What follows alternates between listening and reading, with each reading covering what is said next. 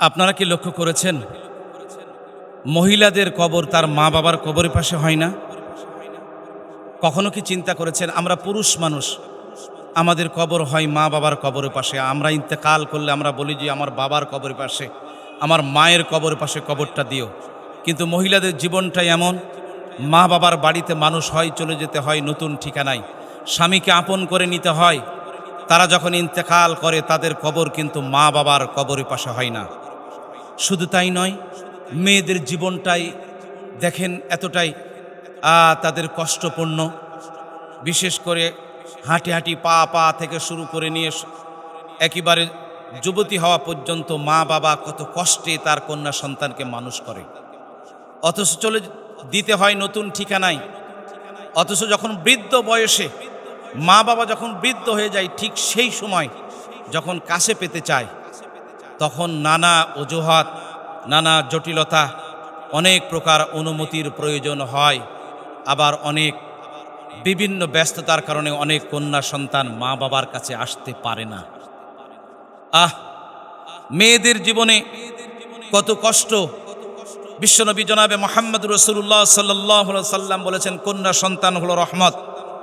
শুধু তাই নয়, যেই মা বাবা তার আপন ছিল, একটা কন্যা সন্তানের জন্য মা বাবা যখন মারা যায়, ওই বাড়িটা কিন্তু তার আর বাড়ি থাকে না। তার বাবার বাড়ি আর বাবার বাড়ি থাকে না, ওই বাসায় আর যেতে পারে না। তার ভাবিরা দখল করে রাখে, আগের মতো তাকে আর ভালোবাসে না। ওই বাড়িতে যেতে মন চায় না, কারণ ওই বাড়িতে মা নাই, বাবা নাই। আমি তো বলি, যার মা নাই তার আসলে বাড়িই নাই। যেই বাড়িতে মা থাকতেন, ওই বাড়িতে একজন কন্যা হোক বা ছেলে হোক যেতেন, কিন্তু আজ মা নাই, ওই বাড়িকে বাড়ি মনে হয় না, এক উজাড় গৃহ মনে হয়। বিশেষ করে আপনার কন্যা সন্তান আছে, মনে রাখবেন যে এই পৃথিবীতে আপনার কন্যা সন্তান এতটাই আপনার জন্য কাজ করবে, আপনার ইন্তেকালের পরে যখন সে দোয়া করবে আপনাকে কিন্তু স্মরণ করবে। জানি না আপনার সন্তান কতটুকু আপনার জন্য কি করবে। আপনার এই কলিজার টুকরা মেয়ে আপনার জন্য দোয়া করবে।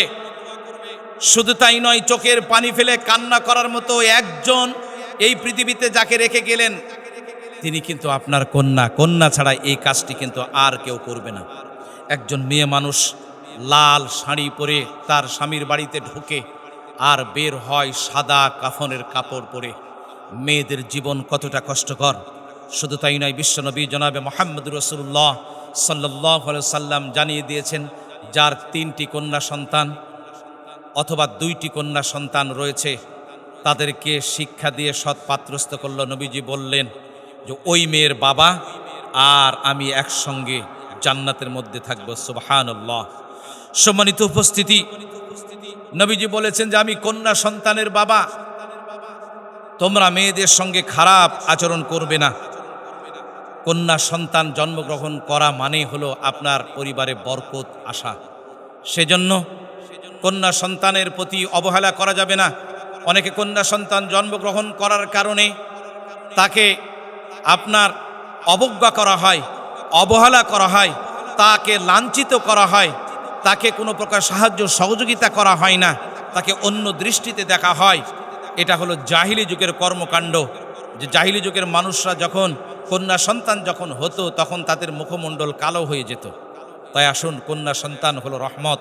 তাদের জীবনটা অত্যন্ত কঠিন। মা বাবার কবরের পাশে কবর তাদের হয় না, আমাদের কবর হয়। আল্লাহ রাব্বুল আলামিন মেয়েদেরকে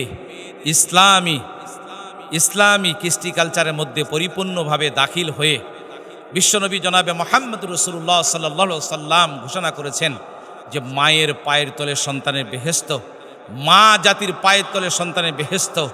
সেই বেহেশত ধরে রাখার আল্লাহ পাক তৌফিক দান করুন তাদেরকে। আমিন।